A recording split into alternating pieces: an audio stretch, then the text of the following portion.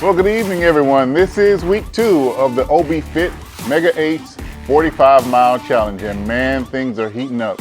You all are really tearing up the pavement, and look what happened to us on Saturday. Big spread in the paper, and that's all about you all and what you're doing. In a town that has Florida State, FAMU, and TCC, we took the sports page. Congratulations to each one of you. You all are part of that. This week has been very exciting, and I am so excited about the news today. We have some very, very special guests, and we're going to kick it off without further delay with Dr. Miriam Dalton. She's competing in the 45-mile challenge. She's all the way up in Bowie, Maryland. Dr. Martin is on the front lines of COVID care. So she's got some do's and don'ts of handling COVID-19. Hello, I'm Dr. Miriam Martin, emergency medicine specialist, frontliner during the COVID-19 pandemic. I'm here to give you some do's and don'ts as it relates to coronavirus. Do social distance. Avoid sick people even if they're not sick with the coronavirus. Leave at least 6 feet between you and others, and stay home unless it's absolutely necessary for you to leave your house. Do wash your hands frequently, 20 minutes with soap and water. Hand sanitizer with at least 60% alcohol may be used if there's no access to soap and water. Dirty hands are your biggest enemy right now. Do cover it up. Use a tissue or napkin if you must sneeze or cough, and throw it away immediately. Alternatively, cough into the crease of your elbow if you don't have access to a tissue or a napkin. Wear a mask when entering public places. Keep your respiratory droplets to yourself. Do clean everything. Disinfect everything you touch frequently. Doorknobs, lights, handles, TV remotes, countertops. Make sure everything is clean. Do take vitamins and supplements to help boost your immunity, such as vitamin C, vitamin D3, vitamin B12. Do consume liquids, coconut water, lemon water, water with vitamin C supplements to help flush toxins and to strengthen your immune system. Do listen to only valid information. Not everything on social media or the internet is true. Be careful where you read and where you get your information. Make sure it's a reputable source and that the information is indeed factual. Do work out. Give proper time to your body and exercise. Do spend time. Quality time with your family. Bond over books, talks, food, play dates. Now a few don'ts. Don't participate in social closening. This is not the best time to spend time with people. Don't go to parties or be a part of large gatherings. Don't play the assume game. It takes up to 2 weeks for coronavirus symptoms to appear. Don't assume someone does not have the virus. Any of us could be an asymptomatic carrier. Don't meet up with the elderly. Avoid meeting people over 60 years of age. COVID-19 is especially hard on the elderly whose immunity is lower. Don't go to health facilities unless you have an emergency or signs and symptoms of COVID, which are fever, cough, shortness of breath, nausea, vomiting, diarrhea. Do not delay going to the hospital for a non-COVID emergency, such as chest pain, signs and symptoms of a heart attack, or stroke symptoms. If you're not sure, call your doctor or call the nearest emergency room for assistance. Don't show up at salons and spas. No matter how much you miss those trips to the salon or to the spa, now is the time to maintain your own hygiene. And lastly, don't act like it is all about you. Let go of any narcissistic approach. People who come in contact with you matter as well. Do your part in keeping the virus from spreading around. One wrong move from you can sabotage the innocent lives of many. This is Dr. Miriam Martin, emergency medicine specialist, frontliner during the pandemic of coronavirus. I hope this information was helpful and that you and your family remain safe. All right, as we keep this thing rolling, next up is a story about O'Neal Brown. Who is O'Neal Brown? If you're not in Tallahassee, you may not know him. Some people know him outside of Tallahassee from their friends from Tallahassee. He's a great guy, a serious and intense trainer. He's my partner in the 45-mile challenge. Folks, let's meet O'Neal Brown. Pass the hand. Come on, I need some hands. Come on, pump your arm. You're not pumping. Let's go. Pump. Pump that arm. Pump it. I need more pump in your arms. Come on. Come on. You got it. Come on. Come on. 5. Let's go. 4, 3, 2, 1. My philosophy is all about the mind. I really don't, when I train my clients, I don't train their body. I train their mind. You know, it's just like playing the game of basketball or whatever sports you play. You know, when you get into your zone, you want that winning edge, so you start talking junk. So basically, when I train the mind. I get into my client's mind to let them know I'm here, not to focus on your body, but mostly your mind. First, I let them know this is not your mama and papa training. This is a different type of training right here. This trainer is going to get you to the next level. And I could guarantee you that. I really don't like to brag about how much I've accomplished with the athletes, because at the end of the day, I want to show them that, hey, if you trust what I'm doing and if you take what I'm recommending you to take, and if you apply that to when you leave me and then you come back the next day, this thing takes a process. And what I get from it and what they will get from it is knowing that we're both together as one. It's a love-hate relationship, because when they come in here or when we're on the field, you know, they're going to be like, man, this man's trying to kill me, or this man is crazy. But then when they go get that scholarship or when they make plays on that field, they'll see, you know what, it's the work that I've been putting in. And I trust what Coach O'Neal is telling me, and I also trust what my other coaches are telling me. You cannot win with the simplest of things. My eyes are burning. They supposed to burn. You're sweating. Well, my initial thought when you called me, Vaughn, you know, I was excited. You know, these are the things I'm always looking forward for. People willing to give back to the community. Because a lot of times, you know, when you see some challenges, it's all about you click the button and then guess what, you have to pay a fee to join or anything like that. But what I love about it, you and I, we talked about it. You know, we didn't just say, let's do a 45 challenge, and then the next day, we talked about it. And the beautiful thing about it, I knew with you and me, people know that we care about people. And they know that this is not about money. This is about the community and inspiring people across the entire world. And that's what it's all about. Giving back without even expecting anything, but only expecting one thing: people willing to go out and do right for themselves. Man, when Shake and Bake, when Shannon Baker, that is one, but he was like, 45, we coming for you. And then he went old school on 45. He said, 45, you got us bent. But what stand out is to see people getting up. You know, they're not letting this pandemic get the best of them. You know, the beautiful thing, someone lives in California, in Belize, in different places, you know, coming together, you know, unity, the unity that we have. You know, most of the people I don't know, and you don't know, but the beautiful thing about it is this, the unity. And, you know, God is taking full control of this, man. And knowing that, you know, we removed ourselves. We completely, you and I removed ourselves and just let God take over. And that's the beautiful thing about it, knowing that when you put God in anything and everything that you do, it's going to just manifest. Man, let me tell you guys, the first week, you are awesome. You're awesome. Hey, I want you to go above and beyond awesome. I want you to evolve higher and higher and higher, because at the end of the day, it's all about growth.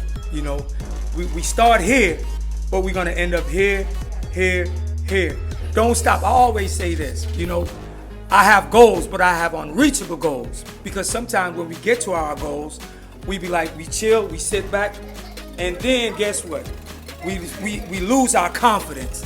So what I say is this: have unreachable goals. When you have unreachable goals, you keep on pushing. you keep on pressing, because you know if you keep on pushing and pressing, it's only going to make you better. The fire only going to purify you. The fire, though, is not going to burn you. It only going to make you better. It only going to have you give up old habits and create new habits that's going to strengthen you. And if you strengthen yourself deep from within, you can't lose. You got to win the set, win the rep, win the workout, win the 45-mile walk, and you will win the month. That's all you have to do, ladies and gentlemen. Remember, excuses don't get results. Life is a fight for territory. And once you stop fighting for what you want, what you don't want will automatically take over. Think right thoughts, and you will perform right action. Always expect to get results, and embrace the mindset that excuses don't get results. Boom!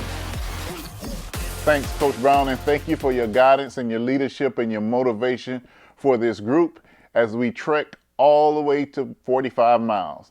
Coming up next is a good friend of ours, Tory Ford. He's a financial advisor with New York Life. Hey, 45 Mile Group Challenge. Thank you for having me today.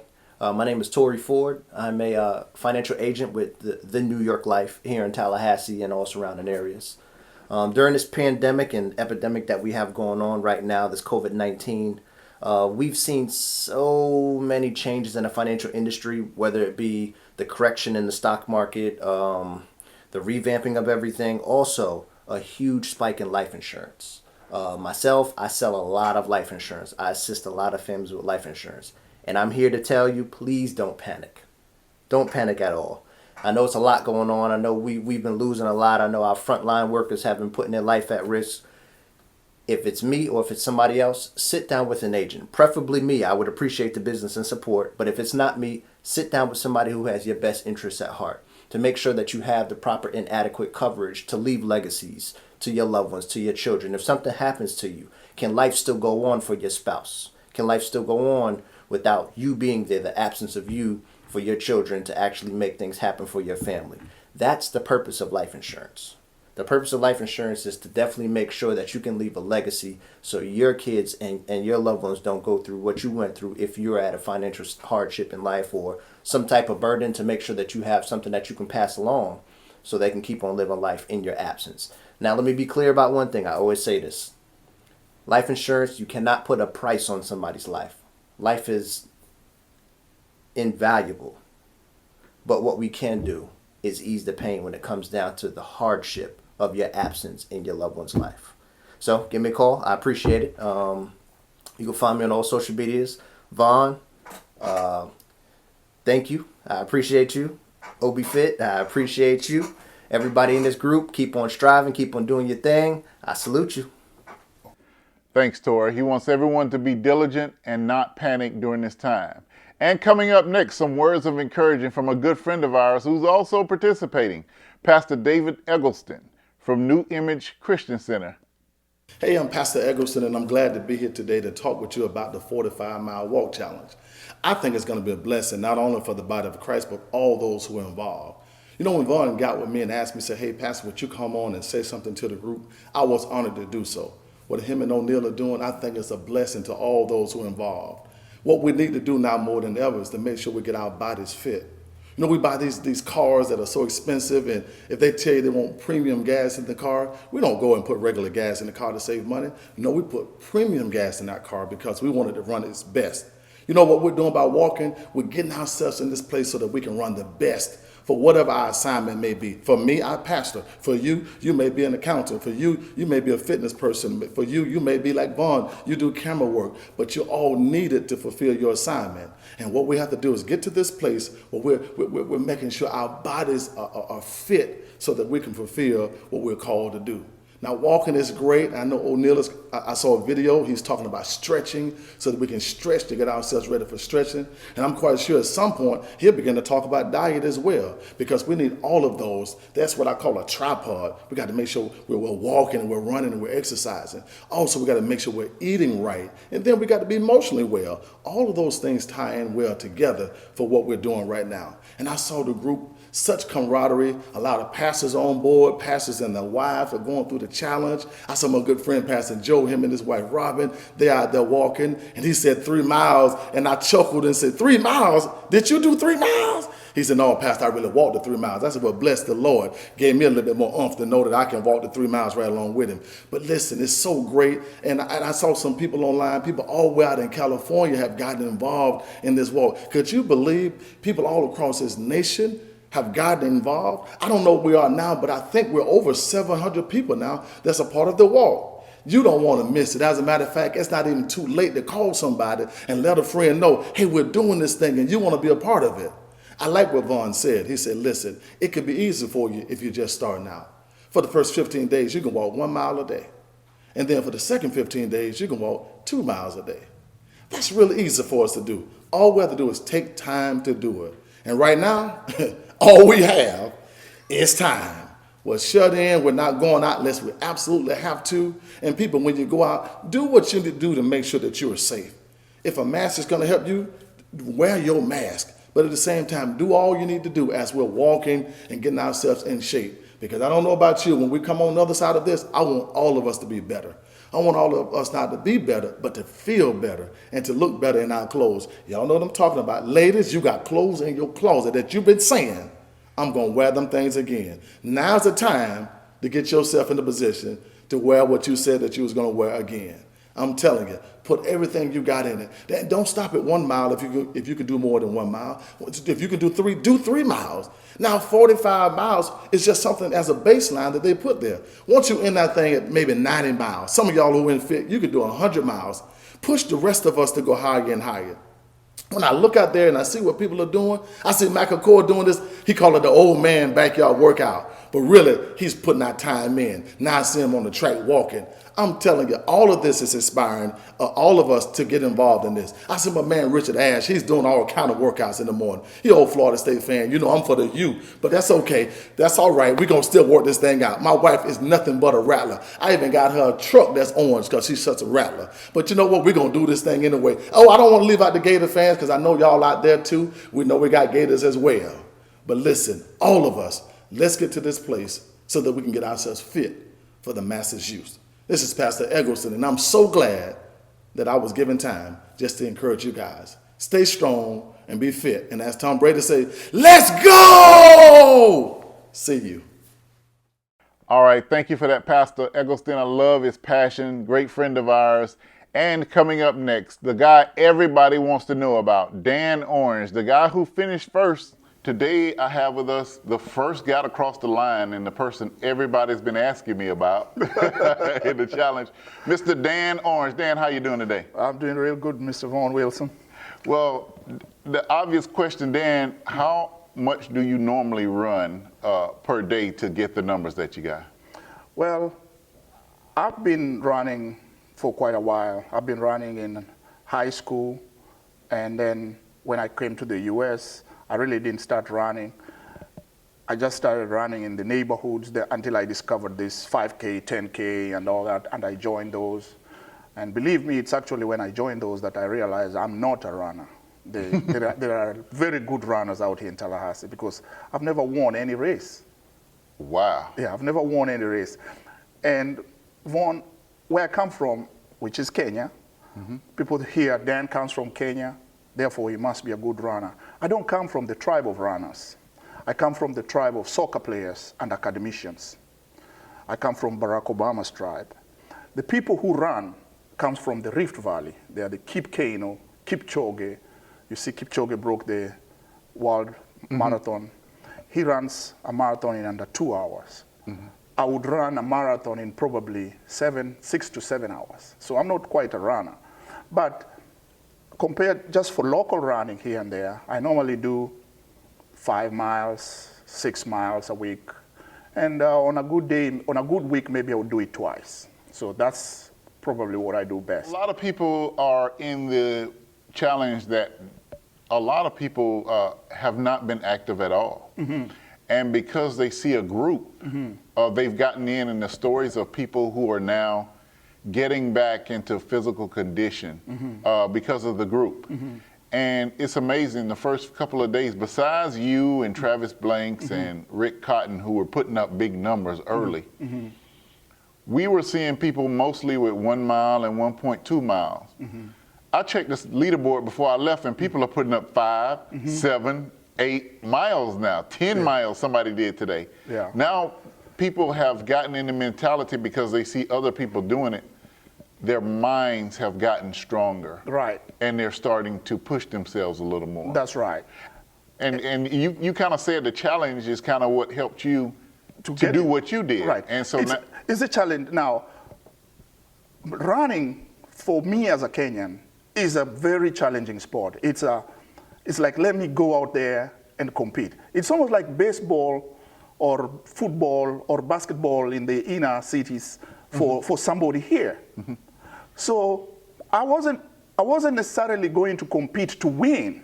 Mm-hmm. I was just going to compete like I do in track and trot or wherever. I just go out there to compete and just compete against myself and right. up my time. Right. But when you start looking at that leaderboard and you see that you're behind here and somebody's up here and you can just do, let's say you're behind by 5 and you knew you could do 5. You ask yourself, why not 5.5 or 6? Right. So I'm ahead of them. So my only request for you is that I know you, when you started, you thought 50 people and see what has happened. Right. It's a blessing. Right. But because now God has given you this thing as a way to change people's lives and improve it for the better, you can't drop the ball now.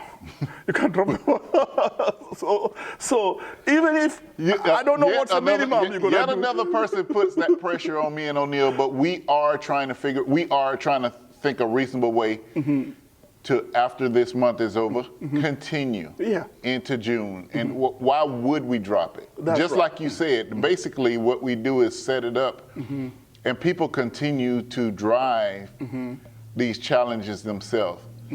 So you just hit what we've heard from a lot of people. Okay. No, we're not in the business of just dropping people. We have to figure out how we start in June. Right. And a whole different challenge. That's right. Probably not 45 miles. It's a little hot and we don't want anybody to be at risk.